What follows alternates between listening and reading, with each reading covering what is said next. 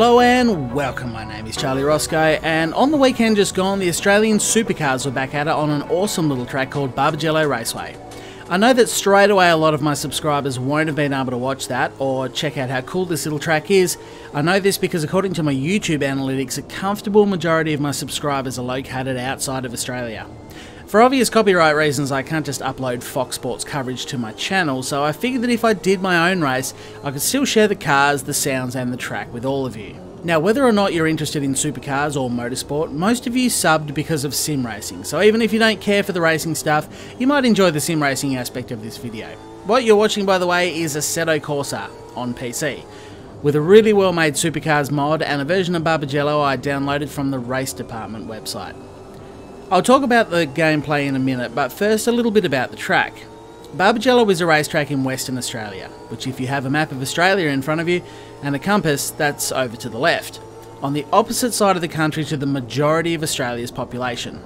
In fact, Perth, which is just 50 kilometres south of Barbagallo, is the most isolated city in the whole world.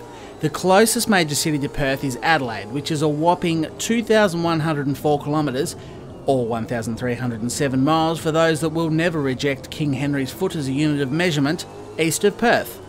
The track itself, which used to be known as Wanneroo Park, was opened on my wife's birthday, only many years before.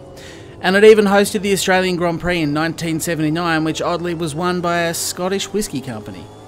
In 1992 it was decided that a short circuit would be constructed by linking turn 5 on the current circuit to the back straight, forming a new 1.7 kilometre or 1.1 mile for the people who write the month before the day, long circuit. This extension was funded by prominent Western Australian motorsport identity Alf Barbagallo, and hence the name was changed to Barbagallo Raceway Wanneroo. The actual track that is used by the supercars is 2.4 kilometres and has just 7 turns, all of which have been conquered the most times by Peter Brock and Craig Lowndes with 5 wins apiece. Anyway, that's probably enough information about a track you've never heard of before, and time to switch across and actually have a chat about the gameplay you're watching. So what I wanted to do was just a very quick demonstration race. So it's just a 10-lap race. It's a very short track. You're doing lap times of less than a minute, so you want to stretch it out to at least 10 laps. I didn't want to start from the front, so rather than going through qualifying and doing all that sort of thing, I decided to pick the magic number of 7, not for any particular reason other than I like the number 7. Decided to start out of 7th place, and I turned the AI difficulty to 97. I'm not running any aids or assists or anything like that. I set the difficulty to 97. I probably could have turned that up a little bit more had I have wanted to go through the qualifying and get a better starting position, but if I started out at 7th or worse and I had the AI difficulty turned up too high, I most likely wouldn't have had a really good shot at coming back and winning the race. So that's what I decided to do. And in terms of the car setup itself, one thing I've found here from previous experience racing is that if you can get it set up to get really great traction, good drive out of the turns, it gives you a big advantage. So as I wind my way up the hill here, actually that turn 1 I went through there is another, or it's a turn that you can get quite a lot of oversteer, a lot of wheel spin out of. But so is this left-hander here. As you're going up the hill, the car really does want to step out when you get hard on the throttle. I set it up really nicely and got fantastic drive out of here, up and over the crest, down into the turn that is affectionately known as the bowl. And on the exit of the bowl here, it's a really weird flowing fast corner that you're under hard acceleration, and the car really wants to oversteer. It wants to get a lot of wheel spin. You struggle for traction there, and I had the car set up so nicely you can see straight away how I'm able to actually gain on the AI in front of me.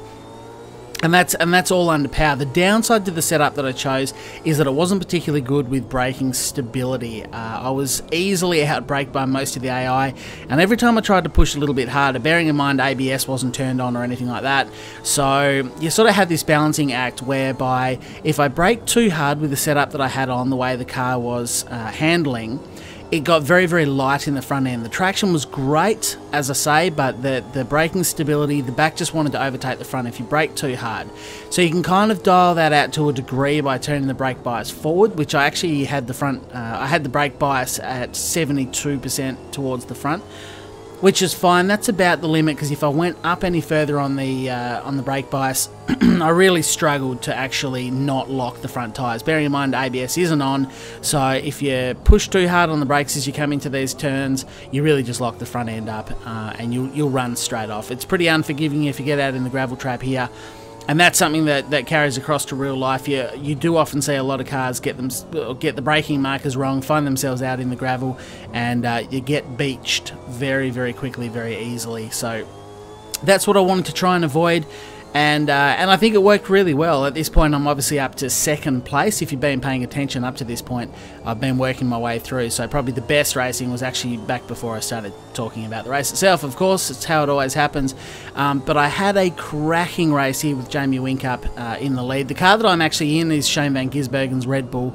And there's not a huge difference in terms of feeling between the Holden and the Ford in this particular mod that I found. But, you know, it sort of balanced out pretty well, and I really, really enjoyed being in this battle that I've got coming up here. So it was quite good, because obviously the AI or Whincup, however you want to look at that, had the better braking stability. I was able to get good drive on him, but the defense was right. I think I set the aggression of the drivers to around about 35%, which seems like a pretty good balance. If you go too high up, it might have been 40% actually. If you go too high up on the aggression scale, the AI just becomes reckless, and you really start getting pushed and shunted around.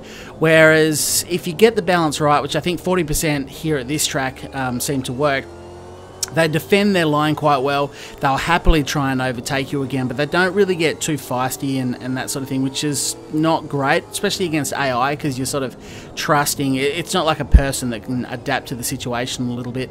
But yeah, you can see I'm really starting to hound him, but the difficulty was that I was starting to lose a little bit of drive as the tyres wore. I didn't have tyre wear turned up too high, but they did start to wear a little bit. And he'd just pull away in certain spots. Under brakes here, it was obviously, you can see he's taking a defensive line there. Not that there's any need, because I can't do it, but you'll see that out of the turns is where I really catch up, especially as we go under the bridge to start another lap. As I go around the first turn, this section up the hill here, it does create a lot of oversteer, a lot of wheel spin. So as I punch up through here, I'm not too bad. I sort of am able to either stick with him or even gain a little bit on him. I took too much curb then, got up on two wheels, which is again something you see in the real life races. But coming out of this turn here, I could really floor it hard, gain a lot on him.